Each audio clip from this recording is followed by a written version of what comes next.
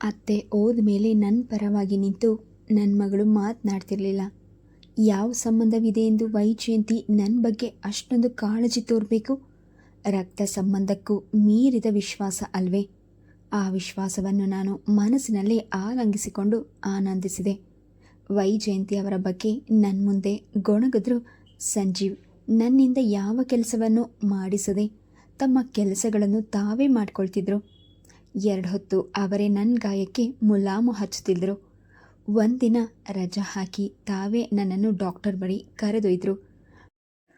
Doctor ನನ್ನ ಕೈಯಿನ bandage ತೆಗೆದು ಬರೀ ಮುಲಾಮು ಹಚ್ಕೊಳ್ಳುವಂತೆ ಆದೇಶ ನೀಡಿದರು.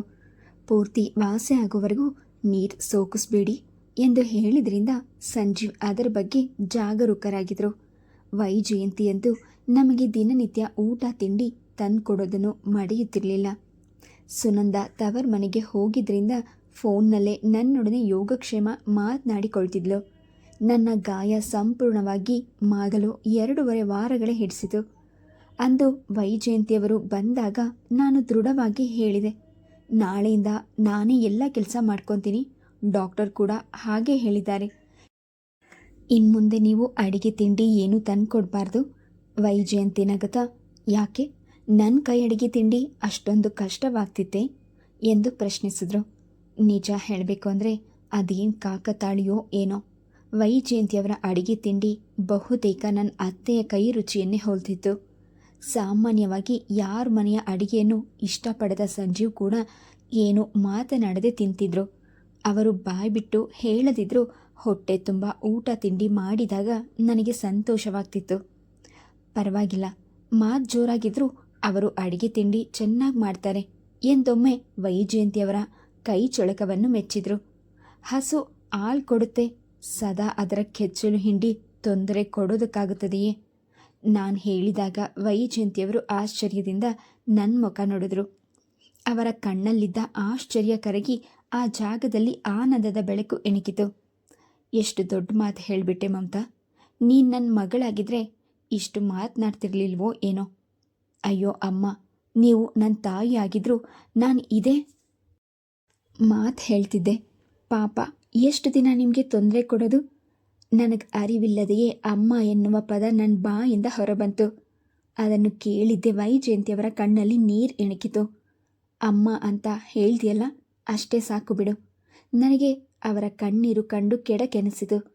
ನೀವು ಇಷ್ಟಪಡೋದಾದರೆ ನಿಮ್ಮನ್ನು ಹಾಗೆ ಕರಿತೀನಿ. ವೈಜಯಂತಿ ನಗುತ್ತಾ ಕಣ್ಣೀರು ಒರೆಸ್ಕೊಂಡ್ರು. ಇಷ್ಟಪಟ್ಟು ಕೇಳಿ ಕರೆಸ್ಕೊಳ್ಳೋದು ಅಂಥದ್ದಲ್ಲ ಮಮತಾ.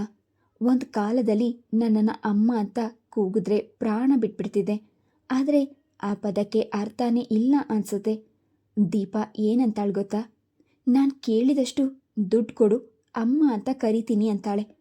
ತಾಯಿ ಅನ್ನೋ ಪದ ಬಿಸ್ನೆಸ್ ಇದ್ದ ಹಾಗೆ ಅವಳ ಪಾಲಿಗೆ.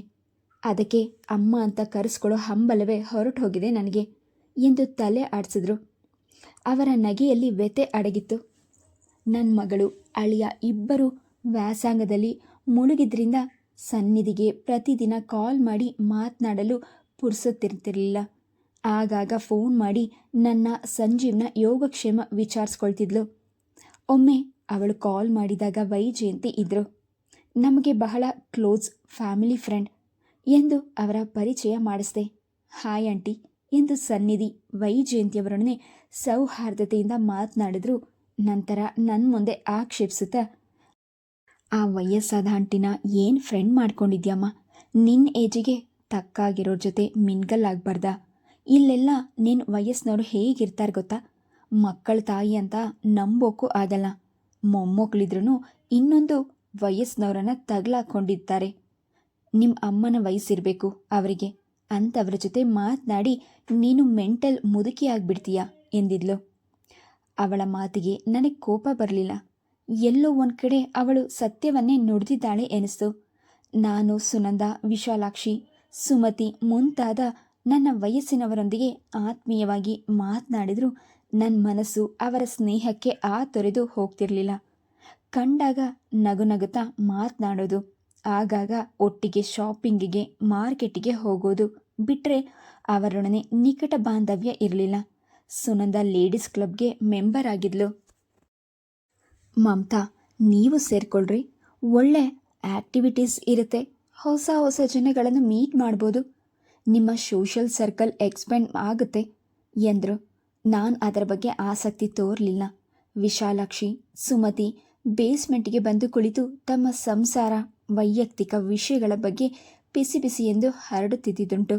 ನಾನು ಎಂದೂ ಯಾರೊಡನೆಯೂ ಕುಳಿತು ಹರಡುವ ವ್ಯವಧಾನ ತೋರ್ತಿರಲಿಲ್ಲ. ಮೊದಮೊದಲು ವೈಜಯಂತಿಯವರನ್ನು ಕಂಡ್ರೆ ನನಗೆ ಅಸಹನೆ, ನಿರಾಸಕ್ತಿ ಉಂಟಾಗ್ತಿತ್ತು. ಆದರೆ ಬರುಬರ್ತಾ ನನಗೆ ಅರಿವಿಲ್ಲದೆಯೇ ಆಕೆಯ ಬಗ್ಗೆ ಮನಸ್ಸು ಸ್ಪಂದಿಸ್ತಿತ್ತು. ಚಿಕ್ಕಂದಿನಿಂದ ಕಾಣದ ತಾಯಿ ಪ್ರೇಮಕ್ಕಾಗಿ ಈಗಲೂ ನನ್ನ ಹೃದಯ ಅಗೋಚರವಾಗಿ ಹಂಬಲಿಸ್ತಿದೆಯೇ.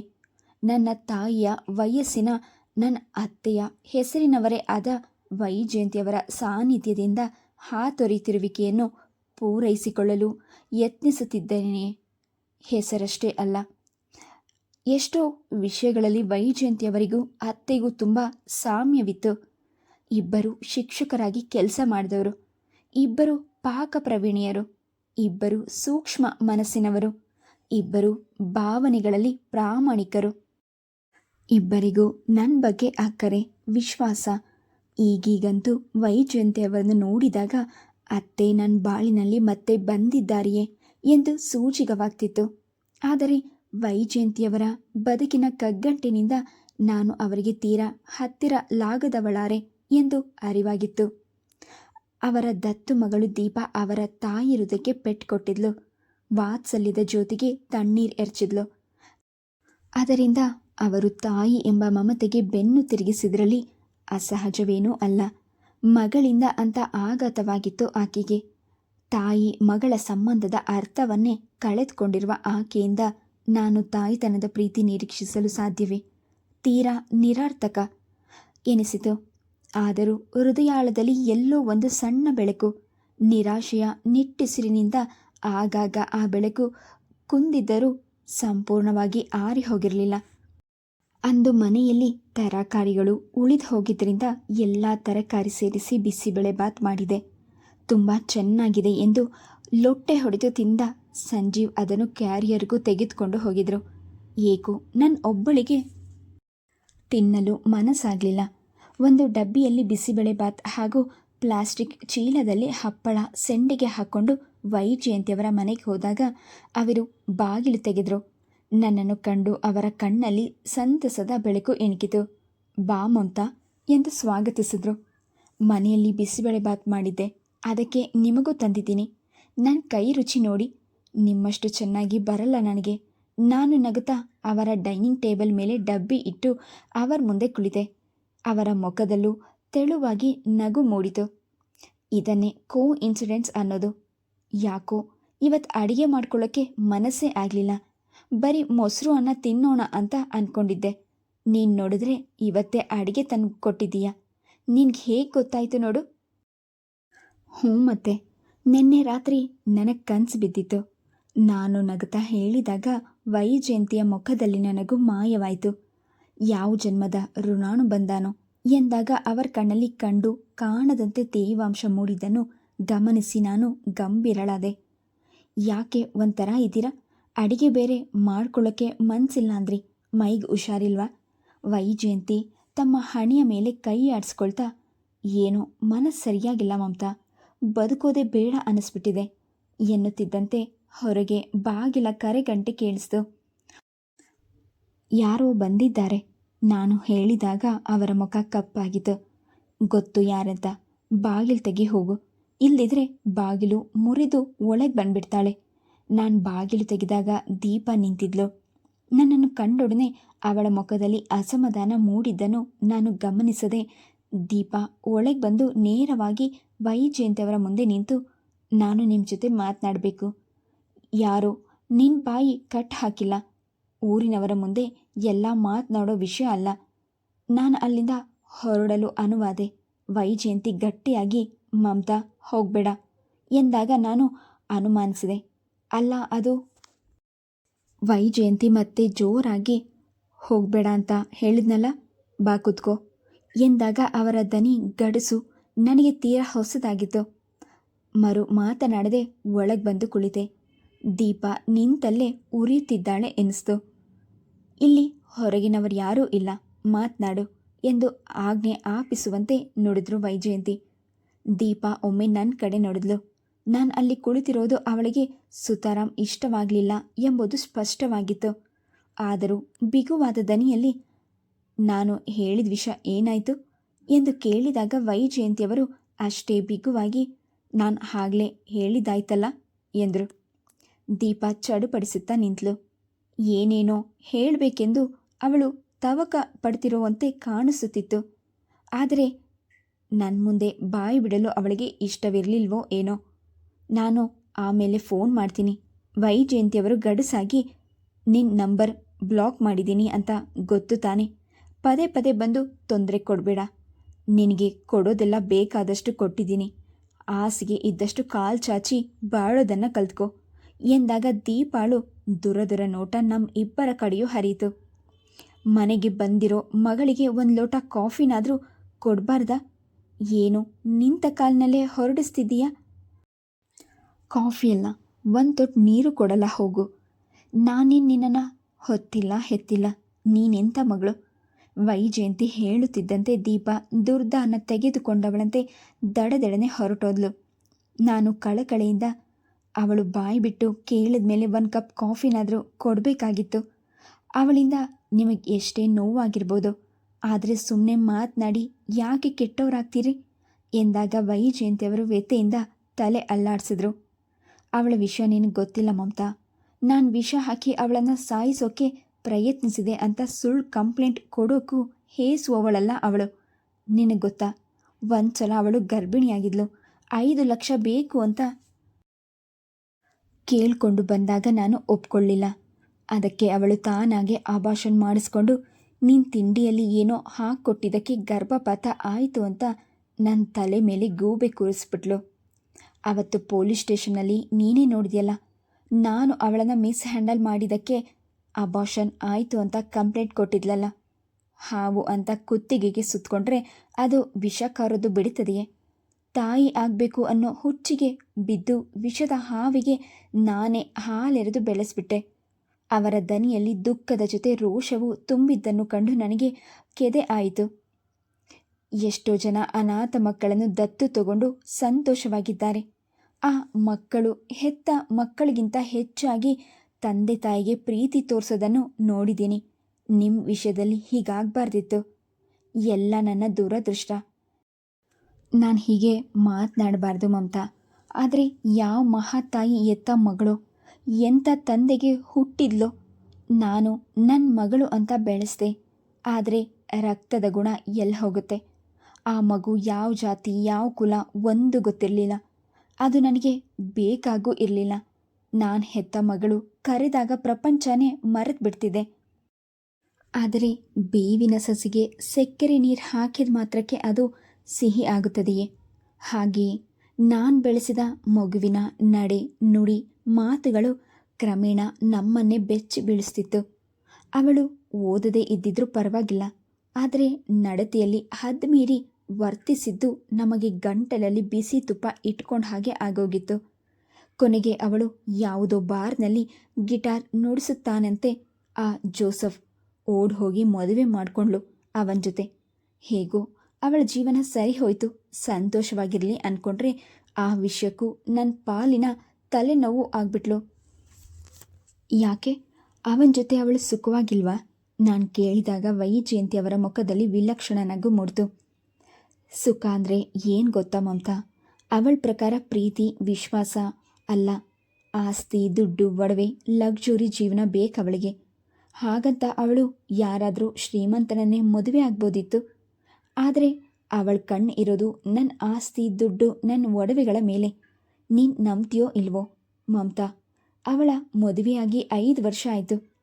ಅವಳಿಗೆ ಅವಳ ಗಂಡನಿಗೆ ನಿರ್ದಿಷ್ಟವಾದ ಕೆಲಸ ಇಲ್ಲ, ಸಂಪಾದನೆ ಇಲ್ಲ. ಹಾಳಾಗಿ ಹೋಗಲಿ ಪಾಪ ಅಂತ ನಮ್ಮ ಸೈಟ್ ಮಾರಿ ಆ ದುಡ್ಡು ಅವಳ ಹೆಸರಿಗೆ ಕೊಟ್ಟೆ. ಅದನ್ನಾರು ಉಳಿಸ್ಕೊಂಡ್ಲಾ? ಏನೋ ಬೋಟಿಗೆ ತೆಗಿತೀನಿ, ನನ್ನ ಗಂಡ ಹೋಟೆಲ್ ಬಿಸ್ನೆಸ್ ಮಾಡ್ತಾನಂತೆ ಅಂತ ಎಲ್ಲ ದುಡ್ಡು ಹಾಳು ಮಾಡಿಕೊಂಡ್ರು. ಈಗ ಮತ್ತೆ ನನ್ನಿಂದ ಸಹಾಯ ಕೇಳಿಕೊಂಡು ಬರ್ತಿದ್ದಾಳೆ. ಅವಳು ನಿಜಕ್ಕೂ ಕಷ್ಟಜೀವಿ ಆಗಿದ್ರೆ, ಬಡತನದಿಂದ ತೊಂದರೆ ಅನುಭವಿಸ್ತಿದ್ರೆ ಖಂಡಿತ ನಾನು ಸಹಾಯ ಮಾಡ್ತಿದ್ದೆ. ಆದರೆ ಅವಳಿಗೆ ಜೀವನದ ಬೆಲೆಯೇ ಗೊತ್ತಿಲ್ಲ. ನಾನು ದತ್ತು ತಗೊಂಡ ತಪ್ಪಿಗೆ ಆಸ್ತಿ ಪಾಸ್ತಿ ಕೊಡಲಿ ಅನ್ನೋ ಧೋರಣೆ. ಅದಕ್ಕಾಗಿ ಅವಳು ಯಾವ ಮಟ್ಟಕ್ಕೆ ಬೇಕಾದರೂ ಇಳಿತಾಳೆ. ಹಾಗಂತ ಎಷ್ಟು ದಿನ ಈ ಹಿಂಸೆ ಅನುಭವಿಸ್ತೀರಿ? ಕಾನೂನಿನ ಪ್ರಕಾರ ನೀವು ಹೆಲ್ಪ್ ತಗೋಬೋದಲ್ಲ. ಅವಳ ಸರಿಸಮವಾಗಿ ನಾನು ಪೊಲೀಸ್ ಸ್ಟೇಷನ್ ಮೆಟ್ಟಿಲು ಹತ್ತಿದ್ರೆ ಅಲ್ಲಿಗೆ ನನಗೂ ಅವಳಿಗೂ ಏನು ವ್ಯತ್ಯಾಸ ಇರುತ್ತೆ ಮಮತಾ? ಲೀಗಲ್ ಆಗಿ ನನ್ನನ್ನು ನಾನು ಭದ್ರ ಮಾಡ್ಕೊಂಡಿದ್ದೀನಿ. ನಮ್ಮ ಭಾವ ಲಾಯರ್ ಆಗಿದ್ದಾರೆ, ಪದ್ಮನಾಭ್ ಅಂತ. ಅವರ ಸಲಹೆ ತಗೊಂಡು ನನ್ನ ದುಡ್ಡು ಆಸ್ತಿ ಎಲ್ಲ ನನ್ನ ಹೆಸರಿಗೆ ಭದ್ರವಾಗಿದೆ. ಅದರಲ್ಲಿ ನನ್ನ ಪರ್ಮಿಷನ್ ಇಲ್ಲದೆ ಕವಡೆ ಕಾಸನ್ನು ಮುಟ್ಟೋಕ್ಕಾಗಲ್ಲ. ಅದೇ ಅವಳಿಗೆ ಆಕ್ರೋಶ. ಪ್ರತಿ ಸಲವೂ ಬಂದು ನನ್ನ ಮುಂದೆ ಕೈ ಚಾಚಬೇಕು ಅಂತ ಅವರ ದನಿಯಲ್ಲಿ ವ್ಯಥೆ ತುಂಬಿತ್ತು.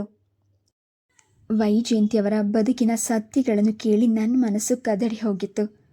ಅಷ್ಟಲ್ಲದೆ ಗಾದೆ ಮಾತು ಹೇಳ್ತಾರೆಯೇ, ಮಕ್ಕಳಿಲ್ಲದವರಿಗೆ ಅದೊಂದೇ ಚಿಂತೆ, ಮಕ್ಕಳಿದ್ದವರಿಗೆ ನೂರಾರು ಚಿಂತೆ ಎಂದು. ಜೀವನದಲ್ಲಿ ಇಷ್ಟೆಲ್ಲ ನೋವು ನಿರಾಶೆ ಅನುಭವಿಸಿದ್ರೂ ದಿಟ್ಟರಾಗಿ ಎದುರಿಸುತ್ತಾ ಬಾಳುವ ವೈಜಯಂತಿಯವರ ಎದೆಗಾರಿಕೆಯನ್ನು ನಿಜಕ್ಕೂ ಮೆಚ್ಚುವಂಥದ್ದು. ನಾನು ಅಪಾರ್ಟ್ಮೆಂಟ್ ಮುಂದೆ ನಿಂತು ಹೂವಿನ ಗಾಡಿಯವನ ಜೊತೆ ವ್ಯಾಪಾರ ಮಾಡುತ್ತಾ ನಿಂತಿದ್ದೆ. ವಿಶಾಲಾಕ್ಷಿಯು ನನ್ನ ಜೊತೆ ಸೇರಿಕೊಂಡ್ರು.